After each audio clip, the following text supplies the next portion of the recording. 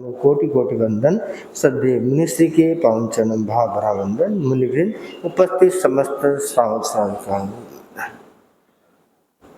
नगर परिभ्रमण के अंतर्गत आज सॉल्टलेक से विहार करके मुनिश्री पूर्वांचल क्षेत्र के लेक दृष्टि में पधारे हैं और पूर्वांचल क्षेत्र में चतुर्मास है और चतुर्मास से पूर्व पूर्वांचल क्षेत्र के विभिन्न सोसाइटियों में, विभिन्न एरिया में मुनिश्री का विचरण प्रारंभ हुआ है।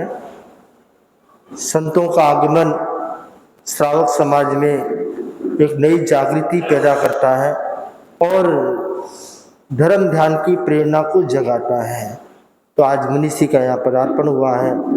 अजय जी सिंह जी की निवास स्थल पर मैं सर्वप्रथम आमंत्रित करूंगा लेक दृष्टि की बहनों को गीत के संगान के लिए। लेक दृष्टि। भावों के दीप जलाएं, हम मंगल थाल सजाएं। भावों के दीप जलाएं, महकी महकी है फिजाएं। मन का मयूर मुस्काए, मुनिवर श्री पधारे हैं। पूर्वांचल में स्वागत है, मुनिवर श्री पधारे हैं। पूर्वांचल में स्वागत है। धन्य हुए हम गौरव से, फूले नहीं समाए। कर वंदना श्री चरणों की, मंगल आशीष पाए। कर वंदना श्री चरणों की, मंगल आशीष पाए। निष्ठा रंगोली सजाए, सुर सरगम से बिखराए। महकी महकी है फिजाएं, मन का मयूर मुस्काए। मुनिवर श्री पधारे हैं, पूर्वांचल में स्वागत है। 5 महाव्रत पालक, 27 गुण के धारक। आगम के व्याख्याता, जिनवाणी समवाहक। आगम के व्याख्याता, जिनवाणी समवाहक। श्रद्धा और मान समर्पण, संयम के सुमन खिलाए। महकी महकी है फिजाएं, मन का मयूर मुस्काए। मुनिवर श्री पधारे हैं, पूर्वांचल में स्वागत है। गुरुवर महाश्रमण के आभारी, चातुर्मास बख्शाया।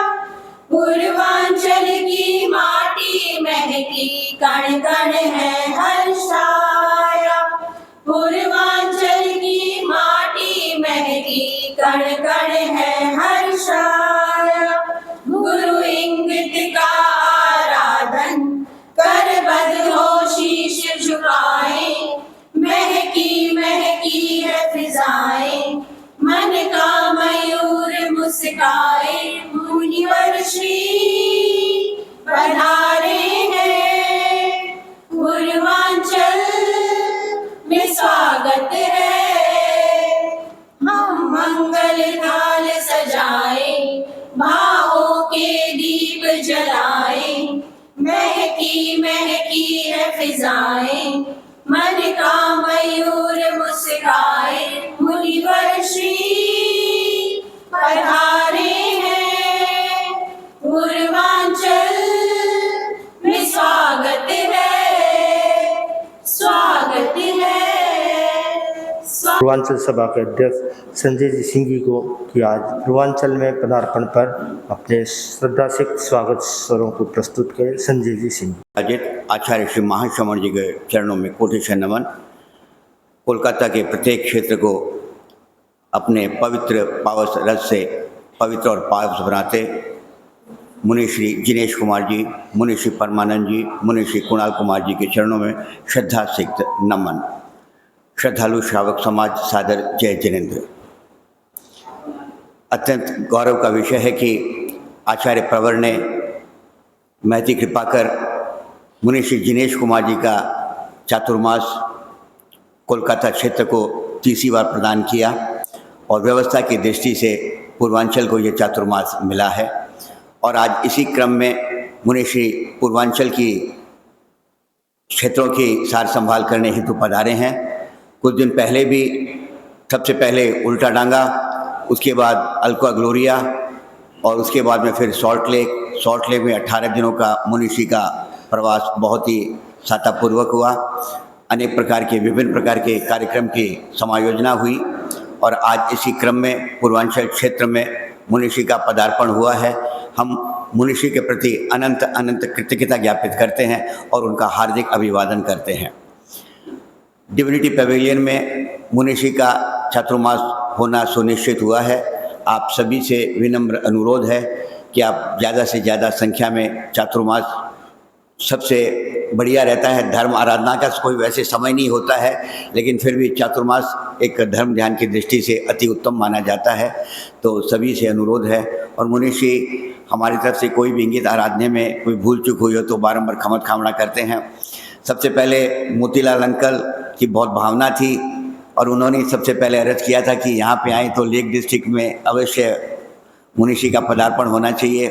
फिर मोतीलाल अंकल के थोड़ी सी तबीयत सुस्त हो गई और उसके बाद अजय जी सिंह जी ने भी अपनी भावना रखी और बड़े सकुचाते हुए बोल रहे थे कि संजय भैया कैसे मैं निवेदन करूं, क्योंकि उसमें जो 3 तल्ले में है वो 2 रूम का फ्लैट है। मैं बोला मुनि श्री तो भावना देखते हैं और मुनि श्री को हमने सहर्षि अनुरोध किया और मुनि श्री ने सहर्षि स्वीकार किया।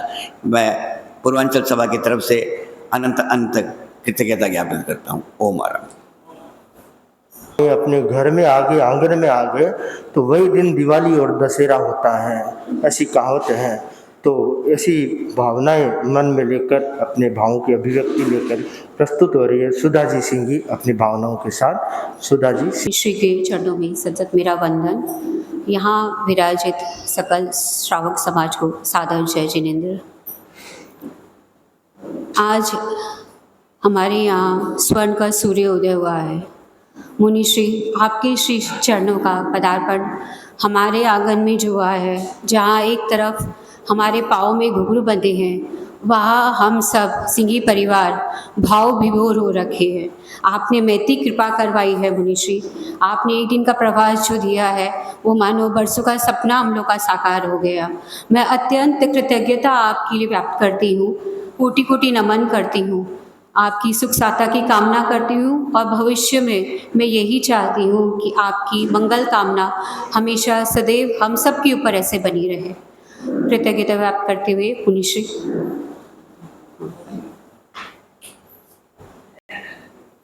चरणों में वंदन मुनि। ओम जय जय भिक्षु नाम सदा जयकारी, पंचम आरे में जन्म लिया सुखकारी। ओम जय जय भिक्षु नाम सदा जयकारी, पंचम आरे में जन्म लिया सुखकारी। ओम जय जय भिक्षु पाया तुमसे दिव्य उजारा, आगम के व्याख्याता दान दया की रेस बताई, सत्य धर्म संधाता था उत्तम साधक की मूरत है मनहारी। ओम जय जय भिक्षु दीपा माँ का लाल दुलारा बल्लो कर उजियारा। झूठा जग का नाता समझा संयम पथ स्वीकारा।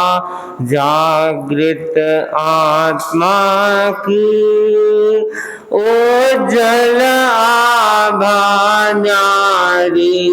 ओम जय जय भिक्षु शांत सुधारस करुणा सागर पाप भीरु अणगारी। भव भय भंजन दुख निकंदन शरणागत दातारी। श्रद्धा सुमिरन से टलती दुविधा सारी। ओम जय जय भिक्षु फौलादी संकल्पों से अभिनव इतिहास रचाए। कष्टों में भी अडिग रहे प्रभु शूरवीर कहलाए। कच्ची हाटान की संयम रखवारी। ओम जय जय भिक्षु त्याग धर्म के जीणे चर्चा गुरुवर ने बतलाई। श्रद्धाचार विचार विमल से समकित ज्योति जलाई। आत्माराधक की जाते हैं बलिहारी। ओम जय जय भिक्षु नाम सदा जयकारी। पंचम आरे में जन्म लिया सुखकारी। ओम जय जय भिक्षु। ओम नमः। आज पूर्वांचल में पदार्पण हुआ है तो महिला मंडल की ओर से महिला मंडल की मंत्री बबीता जी तातेड़ अपनी भावनाओं के साथ वंदे अरहम। आस्था को आकार दूं, शब्दों का आधार लूं, मुनि वृंद के प्रति कृतज्ञता कर वंदन बारंबार करूं। चातुर्मास के पूर्व सार समाल का क्रम पूर्वांचल में प्रवेश। अग्रिम चातुर्मास मंगलमय हो, पूरा कोलकाता श्रावक समाज से ज़्यादा लाभान्वित हो सके, सुखकारी हो सके, ये मंगल भावना करते हैं। ओम अरहम। धर्म का बहुत बड़ा मूल्य है। आचार्य श्री महाप्रज्ञ जी फरमाया करते थे, धर्म वही कल्याणकारी है जो जीवन की समस्याओं का समाधान दे। जिस धर्म में जीवन की समस्याओं के समाधान नहीं मिलते वह धर्म कल्याणकारी नहीं हो सकता। तो धर्म कल्याणकारी है और धर्म कल्याणकारी बना रहे, इसके लिए हमें सबसे पहली जो आवश्यकता है वह है धर्म को समझने की। क्योंकि जब तक धर्म का मर्म समझ में नहीं आता तब तक व्यक्ति धर्म का पालन नहीं कर पाएगा। तो सबसे पहली आवश्यकता है कि उसके मर्म को समझा जाए। शेर जी ने चौकीदार लगाया घर में इसलिए कि पहरेदारी कर सके, रात को चोरों से धन संपत्ति की सुरक्षा की जा सके। एक दिन की बात है, शेर जी के घर में रात में चोरी हो गई। सुबह उठे, शेर जी को पता चला, देखा कि तिजोरी में से जो संदूक है, आभूषण का संदूक है, वह गायब हो चुका है। पहरेदार को पूछा, भाई तुम रात को कहाँ गए थे? घर में चोरी हो गई, तुम्हारी ड्यूटी है रात में पहरा देने की, तुम कहाँ गए थे? तो पहरेदार बोला कि सेठ जी मैं तो यहीं था, पहरेदारी कर रहा था। तो पहरेदारी कर रहा था, चोर आया घर में, चोरी करके चला गया, न तुमने हो हल्ला किया, न किसी को जगाया, न किसी को सूचना दी, तुमने किया क्या? तुमने किस लिए रखा यहाँ पे? पहरेदार बोला कि सेठ जी आपकी बात सही है, मैंने हो हल्ला नहीं किया, किसी को जगाया नहीं, परंतु मेरी बात भी सुनिए कि चोर जब घर से संदूक लेकर निकल रहा था तो मैंने देखा कि उस संदूक पर ताला लगा हुआ है। मैंने सोचा जब वह ताले की चाबी लेने आएगा तब मैं उसको पकड़ लूंगा। शेर जी सिर पकड़कर बैठ गए कि वो चोर ताले की चाबी लेने क्यों आएगा, माल उसके अंदर है, ताला तो तोड़ लेगा। शेर जी ने सोचा कि जो इतनी मोटी बात भी नहीं समझ पाता वह घर की सुरक्षा कैसे कर पाएगा। तो ठीक उसी प्रकार जहां अपने आत्म सुरक्षा का प्रश्न है, वहां हम धर्म के मर्म को नहीं समझ पाते तो आत्म सुरक्षा कैसे कर पाएंगे। तो आत्म सुरक्षा करना है, आत्मा का कल्याण करना है या जीवन की समस्याओं का समाधान करना है तो धर्म के मर्म को समझना होगा। धर्म कहता है किसी जीव को प्रताड़ित मत करो, तकलीफ मत दो। सभी जीव जीना चाहते हैं, मरना कोई नहीं चाहता। इंसान तो क्या, छोटे से छोटा प्राणी भी जीना चाहता है। चींटी होती है, चींटी चलती है, उसके सामने अंगुली रखेंगे तो झट से रुक जाएगी, पीछे हट जाएगी। क्यों? कि उसके भीतर में भी वह भावना, वह संज्ञा है कि मुझे जीना है, मरना नहीं है। तो हर कोई जीना चाहता, हर कोई सुख चाहता है, दुख कोई नहीं चाहता। तो जब दुख कोई नहीं चाहता, हम स्वयं दुख नहीं चाहते, तो हमें किसी को दुख देने का अधिकार नहीं है, किसी को पीड़ा देने का अधिकार नहीं है, किसी को तकलीफ देने का अधिकार नहीं है। जो व्यक्ति दूसरों को पीड़ा देगा, तकलीफ देगा, तो आज नहीं तो कल उसे उसका परिणाम भुगतना होगा, फल भुगतना होगा। इसलिए धर्म का मर्म है कि किसी को तकलीफ मत दो, और तकलीफ नहीं देंगे तो घर, परिवार और समाज की व्यवस्था समरसता के साथ चल पाएगी। सभी लोग शांति के साथ रह पाएंगे, क्योंकि किसी को किसी से भय नहीं है। अशांति कब होती है? जब एक दूसरे के बीच में दूरियां होती है, डर होता है, तब अशांति होती है, तब सुरक्षा चाहिए। और जब डर नहीं है, शांति है, सौहार्द है, सद्भावना है, तो सभी लोग सुख शांति के साथ अपना जीवन यापन कर सकते हैं। तो सुख शांति चाहिए तो धर्म के मर्म को समझे। और सबसे पहली जो बात है, किसी जीव को तकलीफ न दें, पीड़ा न दें। मन से, वचन से, काया से, तीन चीजें हैं। इन तीनों के द्वारा ही आदमी किसी को तकलीफ देता है। मन से, वचन से, काया से स्वयं प्रताड़ित होता है, दूसरों को प्रताड़ित करता है। तो इन तीन को सुधारने, मेरा मन जिसमें अशुभ भाव न आए, बुरा भाव न आए, क्योंकि मन में बुरे विचार या बुरे भाव आने से ही किसी को तकलीफ देगा। अगर मन में बुरे विचार नहीं आएंगे तो वह किसी को तकलीफ क्यों देगा। कोई व्यक्ति किसी को पीटता है, मारता है, वो हाथों से तो बाद में पीटता है, उससे पहले मन से पीट देता है, मन में उसके भावनाएं आ जाती है। तो मन में न आए, अगर मन में ब्रेक लग गया तो वचन और काया में भी ब्रेक लग जाएगा। तो मन को शुभ बनाए रखें, मन को अशुभ न बनने दें, वचन को कटु न बनने दें, वचन को प्रिय और मधुर बने रहने दें, और काया से कोई ऐसा प्रवृत्ति न करे जिससे किसी को तकलीफ हो। तो मन, वचन, काया तीन शुभ रहेंगे तो मन में शांति रहेगी, शरीर और वचन में शांति रहेगी, तो अपने आप सुख शांति और अमन चैन कायम होगा।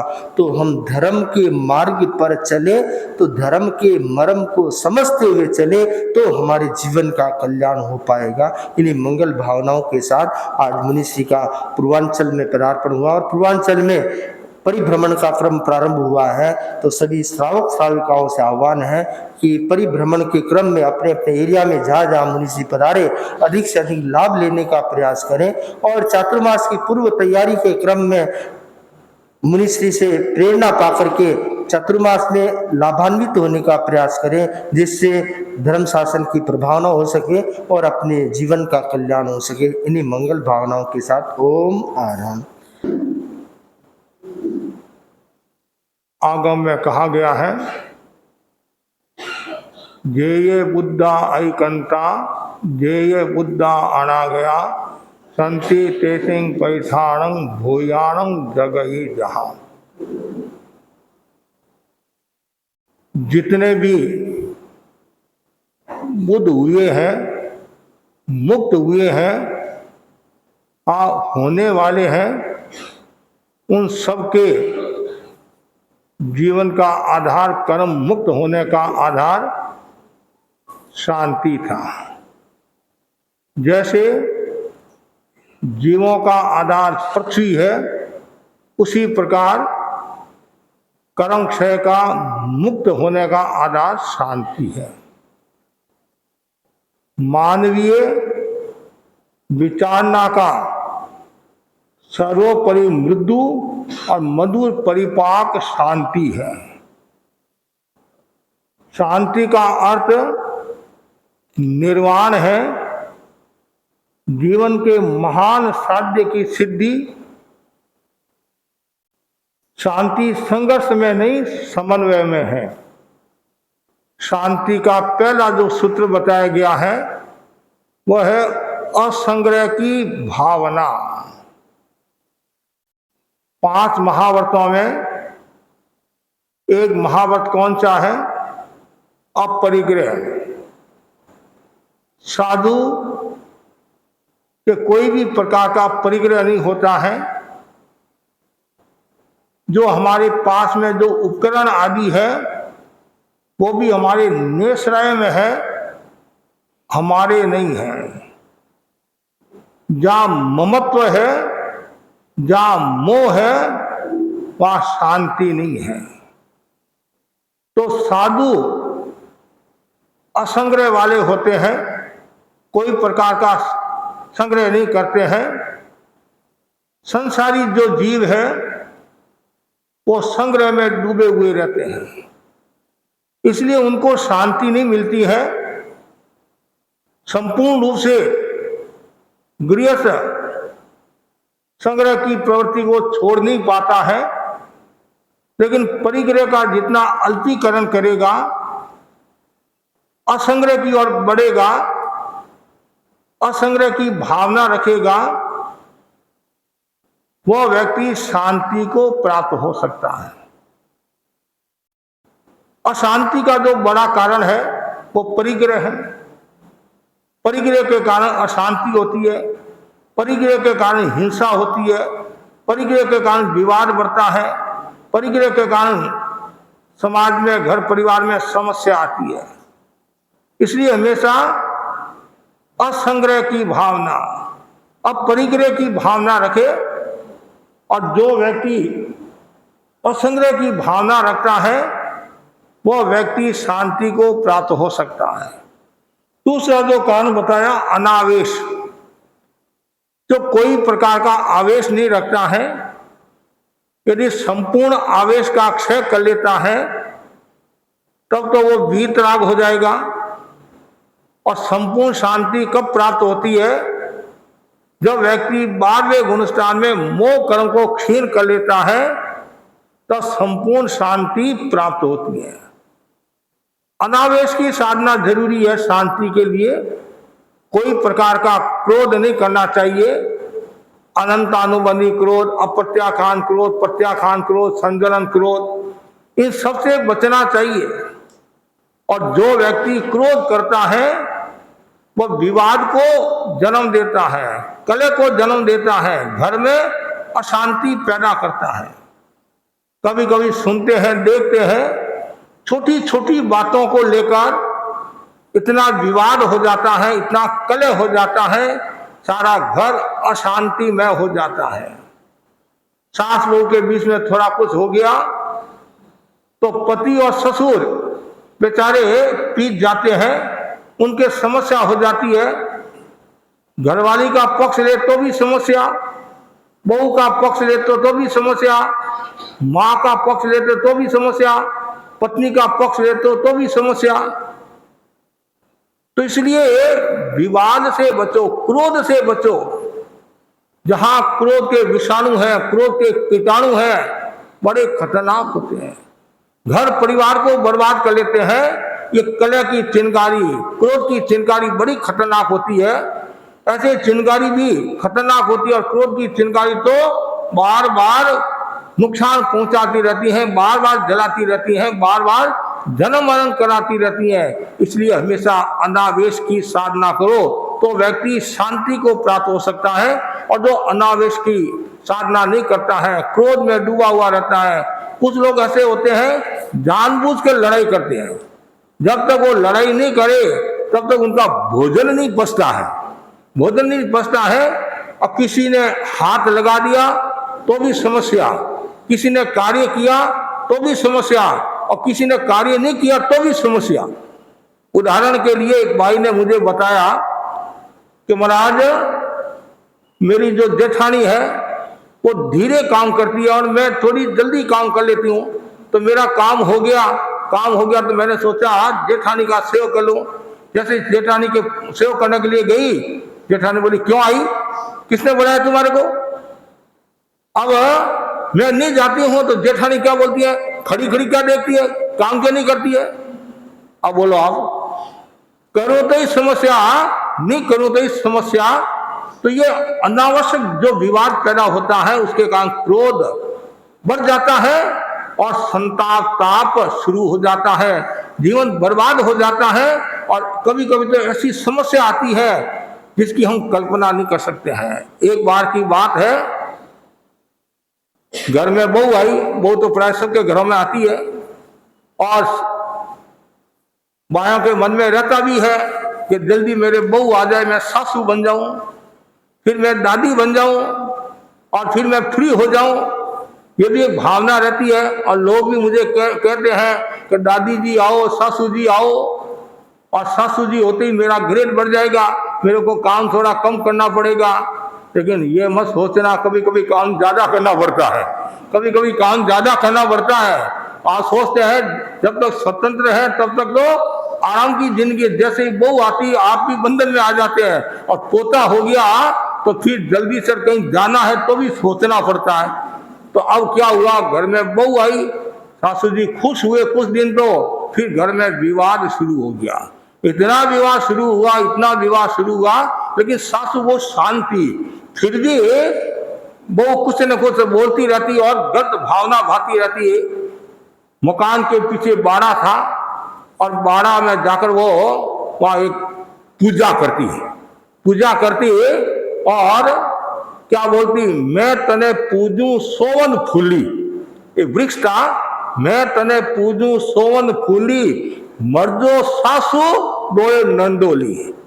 ये भावना भाती वहां जाकर। आप कोई भावना तो पैसा की भावना भाता है, कोई धर्म ध्यान की भावना भाता है, कोई बेटा बेटी की भावना भाता है, और ये बाई क्या भावना भाती, हे देवी, हे वृक्ष, सासू और ननद बाई मर जाए। एक दिन पति कोई आवश्यक कार्य के लिए बाड़ा में गया और वो पूजा कर रही थी, और वो बोली मैं तने पूजू सोन फूली, मर्दो सासू ने दो नंदोली। अरे इसके मन में ऐसी भावना है, मेरी माँ के प्रति, मेरी बहन के प्रति ऐसी भावना है, इसको चमत्कार दिखाना है। तो वहां एक और वृक्ष था, वो भी वहां जाकर पूजा करने लगा, मैं तने पूजू ऊंट कंटाला, मर्दो सासू ने दोए साड़ा। मैं तने पूजू ऊंट कंटाला, मर्दो सासू ने दोए साड़ा। तो इसने देखा अरे ये तो मेरे भाई के बारे में और मेरी माँ के बारे में ऐसा बोल रही, मर्दो सासू ने दो साड़ा। अब वो बहू ने सोचा और सासू जी को पानी पिलाना है। इतने दिन तो मैं थोड़ा पानी पिलाती थी, अब ज्यादा पानी पिलाना और सासू जी को खूब तंग करना है।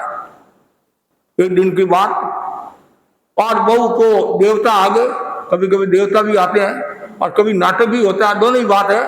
और उसने ऐसा माहौल बनाया, खाऊं खाऊं खाऊं। सासू ने सोचा क्या हुआ, मेरी बहू तो अच्छी है। देखो मतलब सासू जी के मन में कितना पॉजिटिव भाव, मेरी बहू तो बहुत अच्छी है, ये क्या बोलती खाऊं खाऊं खाऊं। और फिर बोली सासू, बोली क्या हुआ क्या हुआ, क्या खाऊं खाऊं, और किसको, थारी बहू को खाऊं, बहू को खाऊं, बहू को खाऊं। अरे मारी बहू को मत खा, मारी बहू बहुत अच्छी है, लाडली है, मेरे घर की चिराग है, ऐसा मतलब इतनी प्रशंसा। नहीं नहीं मैं तो खाऊंगी, तो कोई उपाय है? हाँ उपाय है। कि क्या उपाय है? कि इसकी जो सासू है उस सासू का सिर मुंडाना, मुंह काला करना, घोड़ी बनाकर मैं उसके ऊपर बैठूंगी और घर में ऐसे घूमूंगी।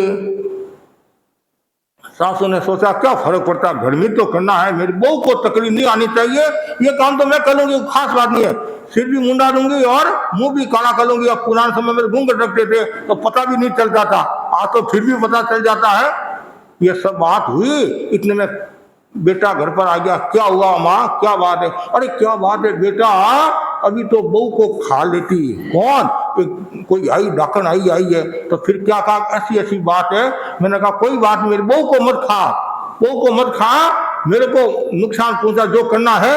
तो फिर क्या कहा, ऐसे बता, सिर मुंडा, मुंह काला, घोड़ी बनाकर ऐसे। अच्छा ठीक है, तुम बैठ जा, भगवान का नाम ले, नौका मंत्र का जाप कर, और मैं अभी आता हूँ। वो फटाफट वहां से गया। उसका ससुराल गांव में था, उसका ससुराल गांव में था। और ससुराल में पहुंचा और जैसे ही बच्चों को देखा, फूफो आया भाई, मतलब साला जी आए, बहनों जी आए, क्या बात है? सासू जी भी, और मुंह ऐसा था एकदम लटकाया हुआ, उदास मुंह, ऐसा नाटक करके आया। क्या हुआ क्या हुआ? खाऊं खाऊं खाऊं। अरे हुआ क्या? क्या ऐसी समस्या आ गई है और आपकी बेटी को कोई भूतनी लगी है कि मैं खाऊं खाऊं खाऊं, तो कोई उपाय है? तो उसने कहा है कि इसकी जो माँ, किसकी माँ? इसकी जो माँ है, और यदि मुंह काला, सिर मुंडा कर और आती है, घोड़ी पर बैठा कर ऐसा करती है, तो मैं उसको छोड़ सकती हूँ, नहीं तो खा जाऊंगी। तो जमाई जी इसमें खास बात नहीं है, मैं तो बूढ़ी हूँ और मुंह काला भी हो जाए, फिर मुंडा भी क्या, ऐसी गर्मी पड़ रही है, तो थोड़ा माथा भी हल्का हो जाएगा। और उसको ऐसा करा के लेकर आ गई। अब दोनों बूढ़ी थी, वो भी बूढ़ी थी, दोनों डोकरिया थी, और पता नहीं चला ये सासू है कि माँ है। तो उसने ऐसा करके और सारा कार्यक्रम सुनियोजित ढंग से कर दिया। और अब वो बहुत खुश हो रही है, वाह वाह। वो क्या बोल रही है, देख बंदी का चाला, सिर मुंडा, मुंह काला। वो खुश हो रही है, देखो मैंने जो मन में धारा था वो करके दिखाया, लेकिन वो भी कम नहीं था। देख बंदी की फेरी, अम्मा तेरी तो मेरी, अम्मा तेरी तो मेरी जैसी। देखा ये क्या तुम मेरी माँ को तकलीफ देती है, खबरदार है। और आज तो ठीक है, अब तक तुमने कुछ कर दिया तो घर से बाहर निकाल दूंगा, बाकी तुम घर में आ नहीं सकती। तुम माँ, मेरी माँ इतनी सीधी है, तो ऐसे परेशान करती है, गुस्सा करती है, कलह करती है, झगड़ा करती है। थोड़ा पानी पिलाया, चुप हो गई है।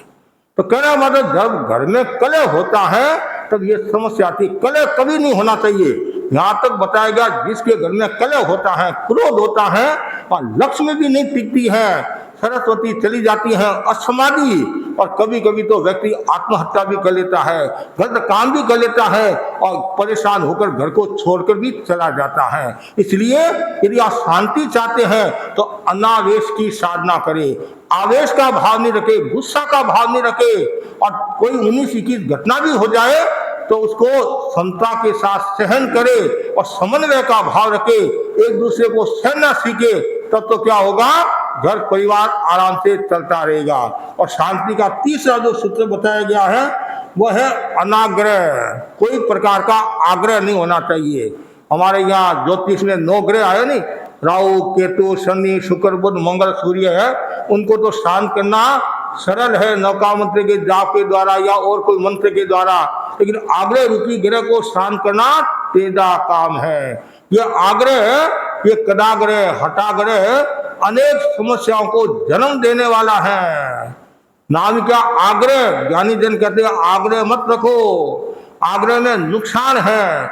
कभी भी किसी को भी कहना है तो आग्रह की भाषा का प्रयोग नहीं होना चाहिए, अनाग्रह की भाषा का प्रयोग होना चाहिए, सुझाव की भाषा का प्रयोग होना चाहिए। यदि किसी को कहना है कि ये काम ऐसे करे, ऐसे होगा, ऐसे करे तो ऐसे ही होगा। आचार्य महाप्रज्ञ जी फरमाते थे कि हमेशा अनाग्रह के रूप में बात बताओ, सुझाव की भाषा, आदेश की भाषा का प्रयोग नहीं होना चाहिए कि तुम्हारे को यही करना पड़ेगा, अब यही करना पड़ेगा, उसमें आग्रह का भाव आ गया। तो जहाँ आग्रह है वहाँ कभी कभी टूटन भी हो जाती है, कभी कभी समस्या भी हो जाती है और घर का वातावरण दूषित हो जाता है। कोई भी प्रकार का आग्रह नहीं होना चाहिए। यदि किसी ने कहा नहीं आज तो आपको यही करना पड़ेगा, आज आपको रसोई में ये बनाना पड़ेगा, ये करना पड़ेगा, तो कभी कभी समस्या भी हो जाती है। नए नए वो पति और पत्नी दिल्ली घूमने के लिए गए, होटल में ठहरे और पत्नी साड़ी पहन रही थी। पति ने कहा नहीं तुम्हारे को ये साड़ी नहीं, ये साड़ी पहननी पड़ेगी, ये साड़ी पहननी पड़ेगी। उसके मन में आया अभी तो मैं घर में आई हूँ और अभी ये इतना आग्रह कर रहा है और इसमें क्या हरी पहनी पीली पहनी क्या फर्क पड़ता है। पति नहीं तुम्हारे को यही पहनना पड़ेगा, कैसे नहीं पहनती है। परिणाम ये आया ऊपर गई और ऊपर से कूदी और मृत्यु को प्राप्त हो गई। तो ये बड़ा खतरनाक है, इसलिए कभी भी आग्रह नहीं। यदि सामने वाला व्यक्ति माने तो अच्छी बात है, नहीं माने कोई बात नहीं, जैसी तुम्हारी अनुकूलता हो। यदि आग्रह करोगे तो घर में असमाधि होगी, शरीर खराब होगा, मन खराब होगा, भाव खराब होगा, व्यापार पर असर पड़ेगा, व्यापार पर भी असर पड़ेगा और सारा वातावरण दूषित हो जाएगा। इसलिए कभी भी कोई भी प्रकार का आग्रह नहीं रखना चाहिए। अब छोटे छोटे बच्चे हैं उनमें भी यदि आग्रह है, बहू बेटियों में भी आग्रह है, सास ससुर माँ बाप में भी आग्रह है तो समस्या हो सकती है। लेकिन सत्याग्रह हो तब तो बात सही है। और दो और दो चार होते हैं, कोई कहता है दो और दो तीन होते हैं और तीन का चार नहीं, मैं जो कह रहा हूँ तीन ही है तो तीन ही होंगे, तो वो आग्रह काम का नहीं है। सत्याग्रह सही है, कभी कभी आग्रह काम का भी होता है, ऐसी बात नहीं है। लेकिन आपको ये लगे कि इससे नुकसान होने वाला है तो आप साइड में हो जाओ। आप रस्सी खींचेंगे तो क्या होगा, दोनों तरफ से क्या होगा, एक यदि ढीला छोड़ देता है तो समाधान हो जाता है और दोनों यदि आग्रह करेंगे, दोनों खींचेंगे और बात वो लंबी होगी और इतनी बात लंबी होगी घर परिवार पर भी असर आ जाता है और समस्या हो जाती है। इसलिए आग्रह से मुक्त होना चाहिए, अनाग्रह का भाव रखना चाहिए और जो अनाग्रह का भाव रखता है वही व्यक्ति सुख को शांति को प्राप्त हो सकता है। चौथा जो बिंदु बताया गया है वह है अनासक्ति। कोई भी प्रकार की आसक्ति नहीं रखना चाहिए। आसक्ति तीन प्रकार की बताइए, देह की आसक्ति, गेह की आसक्ति और स्नेह की, नेह की आसक्ति। देह मतलब शरीर की आसक्ति, शरीर के प्रति भी बहुत आसक्ति होती है। कुछ महीने शरीर को संवारने में सजाने में कितना समय लगाती है, उतना ही समय यदि आत्मा को में लगा ले तो, और शरीर को संवारने सजाने में इतना समय लगाते हैं, 1 घंटा भी यदि समय कर ले, आत्मा को संवार ले तो आपका ये भव और पर भव भी अच्छा हो सकता है और दिशा और दशा बदल सकती है, चिंतन बदल सकता है। ठीक है, शरीर की सफाई जरूरी है, गंदगी नहीं होनी चाहिए, इससे बीमारी भी हो सकती है, लेकिन उसमें आसक्ति नहीं रखना।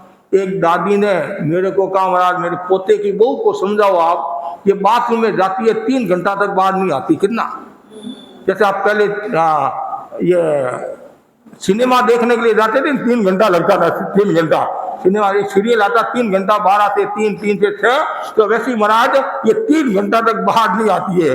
मेरे मन में आया तो 3 घंटा क्या करती होगी, क्या करती होगी। लेकिन स्वभाव है कुछ न कुछ पानी गिराना, ये करना, कुछ तो इतना पानी गिराते, इतना पानी पहले तो लगाते फुल साबुन और फिर पानी गिराते हैं और फिर हाथ ठीक हो गया, फिर देख अरे इधर तो साबुन रह गया, इधर देखते इधर साबुन रह गया। तो कितना अनावश्यक हिंसा तो है ही है। परिग्रह भी जा, समय की बर्बादी, घर में कलह का वातावरण, तो आसक्ति नहीं होना, सफाई जरूरी। साधु संतों को भी देखो, साधु अपनी मर्यादा में रहते नहीं रहते हैं, तो वैसे आप भी यदि मर्यादा में रहोगे, मतलब हर चीज का दुरुपयोग होता है तब तो समस्या हो जाती है।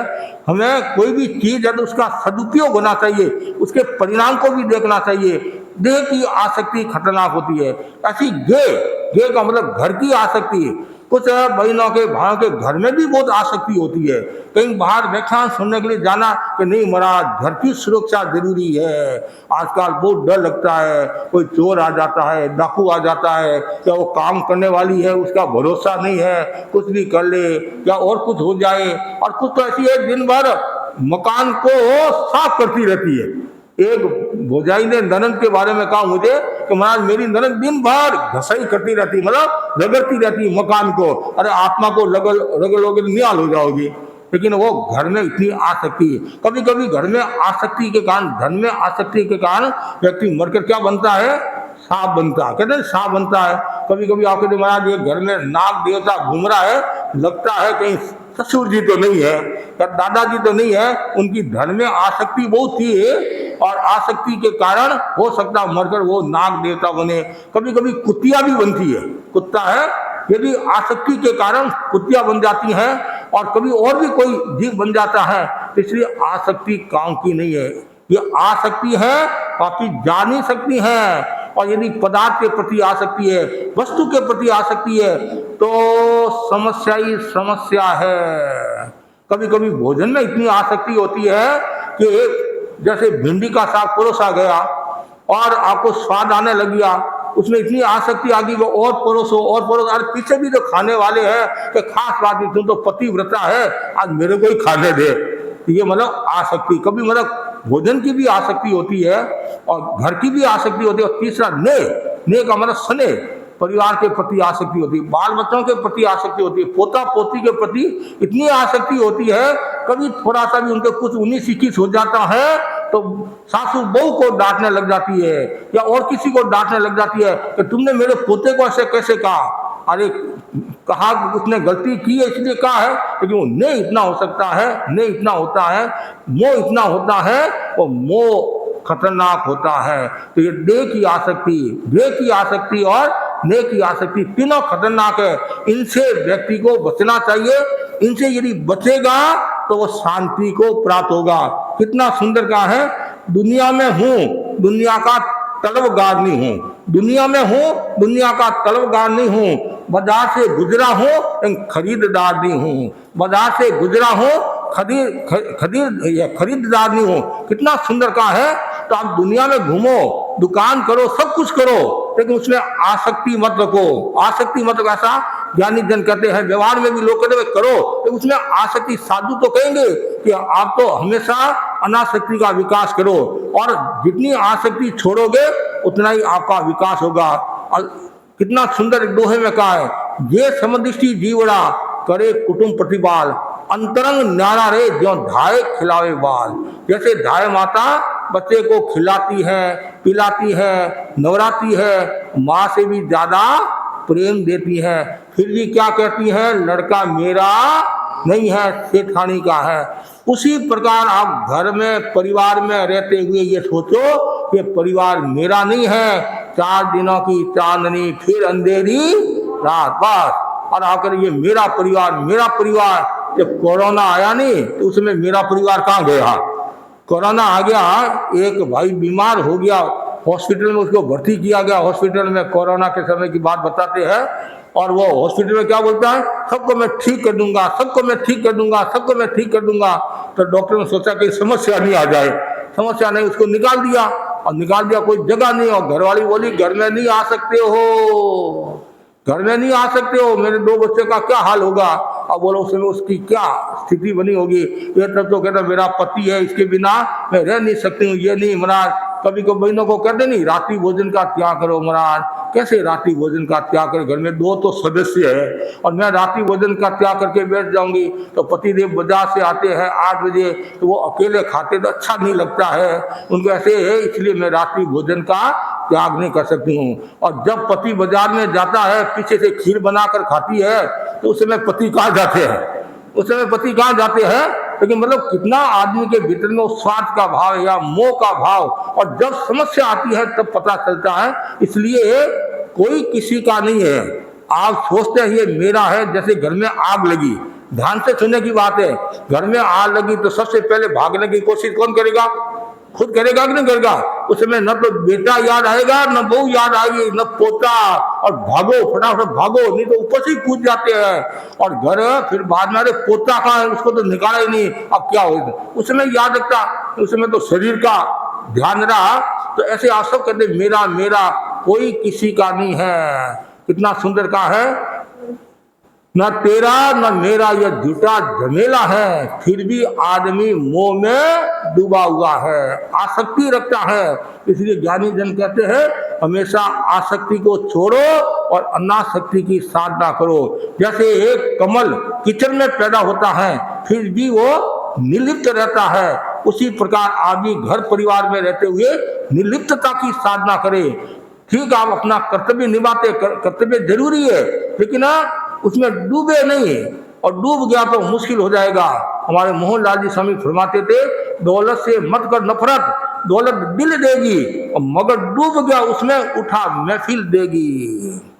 कितना सुंदर का है, धन में डूबो मत। ये धन है, ये एक तरह का शैतान है, एक तरह का शस्त्र है, औजार है, कभी भी आपका नुकसान भी कर सकता है। उसमें डूबो मत, धन में पदार्थ में डूबो मत। क्यों? अर्थ अनर्थ कराने वाला है, अर्थ अनर्थ कराने वाला कभी कभी होता ही है। धन के खातिर आदमी कुछ भी करने के लिए तैयार हो जाता है, भाई भाई को खत्म कर लेता है, पति पत्नी को खत्म कर लेती है, ऐसे भी अनेक उदाहरण आते हैं। और कभी कभी लोभ के खातिर व्यक्ति खुद का भी नुकसान कर लेता है। 4 भाई बिजनेस के लिए गए, एक गांव से दूसरे गांव जा रहे हैं, रास्ता पार करे हैं, और एक जगह रुके और बिल में से सांप निकला। क्या निकला? सांप निकला। और साथ साथ में देखा, उनको धोड़ा धोड़ा नजर आया, देखा यहाँ चांदी है, चांदी है, और फटाफट उन्होंने चांदी ले ली। 4 भाई में से 3 भाई ने ली, एक भाई ने कहा मुझे आवश्यकता नहीं, मैं संतुष्ट हूँ, मेरे को आवश्यकता नहीं है, मैं संतुष्ट हूँ। तो 3 कहा ले ले ले, न्याल हो जाएगा, तुम भी न्याल हो जाएगा, तो मुझे आवश्यकता नहीं है। फिर आगे बढ़े, फिर बिल आया, फिर सांप निकला, तो वह पीला पीला नजर आया, पीला पीला नजर आया, और यहाँ तो सोना है, तो चांदी को छोड़ा और सोने को ले लिया। और छोटे भाई को कहा तुम भी ले ले, तुम भी ले ले, मेरे को आवश्यकता नहीं, मैं संतुष्ट हूँ, मुझे कुछ नहीं चाहिए। फिर आगे और बढ़े, आगे और बढ़े, और बिल आया, सांप निकला। उसमें छोटा भाई क्या बोला, अब लोभ मत कर, अब लोभ मत करो, लोभ मत करो, नहीं नहीं नहीं, इस बार हीरा मिलेगा। तो उन्होंने जैसे ही खोदा, सांप ने डसा और तीनों मृत्यु को प्राप्त हो गए। ये धन की आसक्ति के कारण, पदार्थ की आसक्ति के कारण, लोभ के कारण। और वो भाई बच गया, क्यों? उसके मन में संतोष था, संतुष्टता थी। आदमी को क्या चाहिए? रोटी, कपड़ा और मकान, इसके अलावा तो कुछ नहीं चाहिए।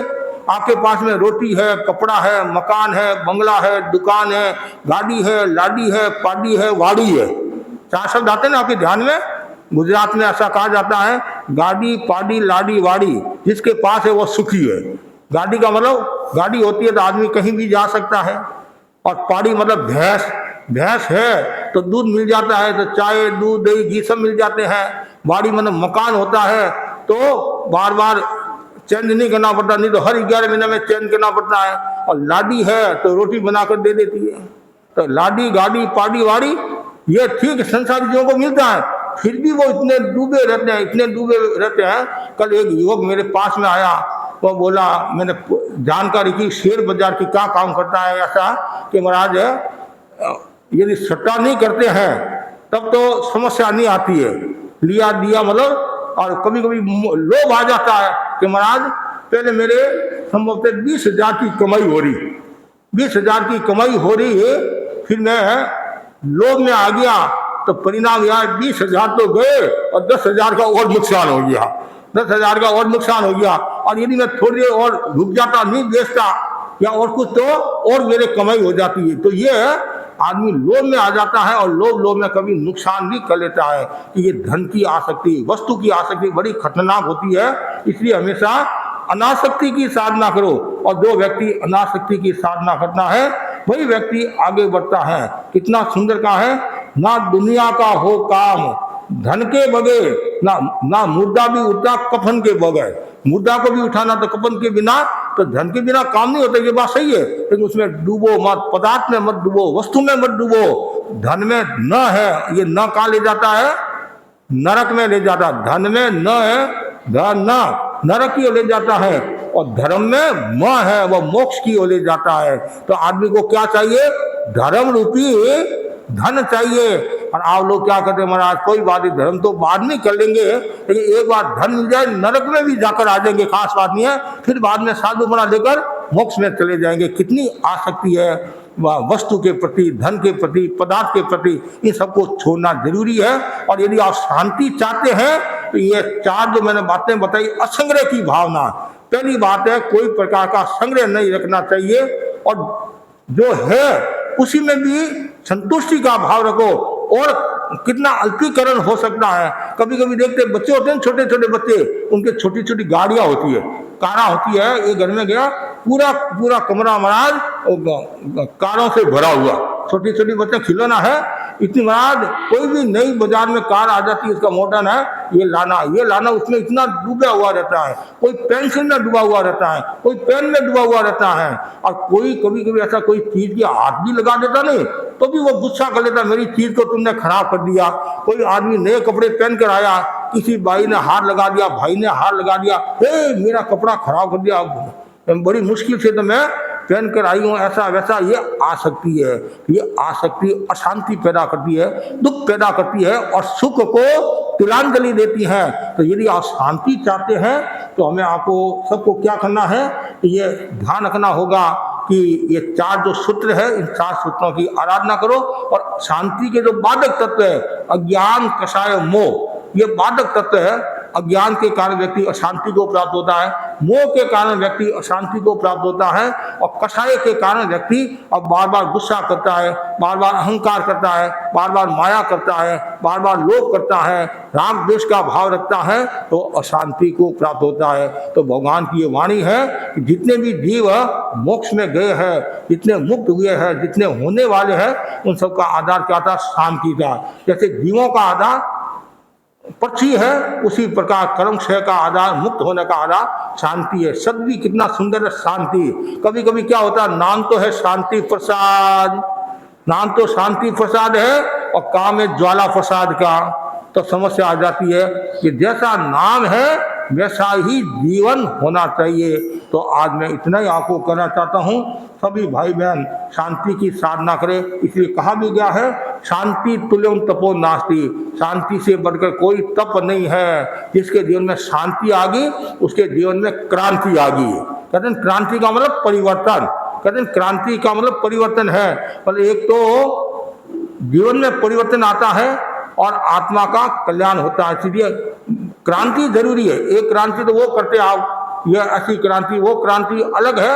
यहाँ क्रांति मतलब स्वभाव में परिवर्तन, जीवन में परिवर्तन आना चाहिए, और शांति आ गई तो आपकी दिशा और दशा बदल जाएगी, आपका जीवन बदल जाएगा। इसी आशा के साथ ओम आरहम। आज हम पूर्वांचल क्षेत्र में आगे हैं और लेक डिस्ट्रिक्ट में आगे हैं। हम पिछली बार भी, मतलब पिछली बार से पिछली बार, फर्स्ट बार हम विनायक जी के यहाँ रुके थे, और दूसरी बार पगलिया किए थे, और तीसरी बार पुनः आज अजय जी के यहाँ हमारा प्रवास है। और पूरे मतलब लेक डिस्ट्रिक्ट और आसपास एरिया के श्रावक श्राविकाओं को कहना चाहूँगा कि ज़्यादा से ज़्यादा जब तक इस एरिया में रहे तो ज़्यादा से ज़्यादा प्रवास का लाभ उठाना चाहिए, प्रवचन आदि सुनना चाहिए। और हमारा